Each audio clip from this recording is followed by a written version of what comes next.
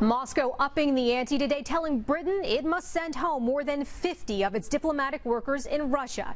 That's just the latest retaliation, all stemming from the nerve agent attack on a former Russian spy and his daughter in England.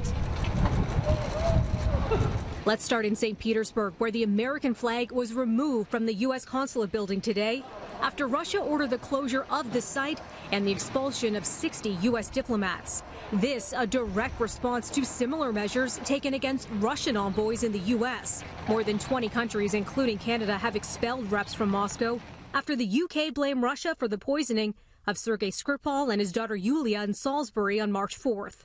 Yulia's condition has improved. While her father remains critically ill, she is now reportedly conscious and talking. The UK is considering a request by the Russian embassy to visit the 33-year-old in hospital. Moscow has repeatedly denied any involvement in the poisoning. Renewed clashes today between Palestinian protesters and Israeli forces. Fighting breaking out in the West Bank city of Bethlehem just a day after deadly violence erupted during one of the biggest Palestinian demonstrations in Gaza in years.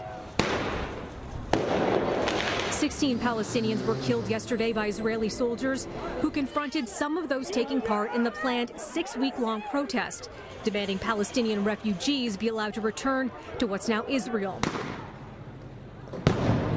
Israeli officials say some demonstrators had opened fire and hurled firebombs across the border.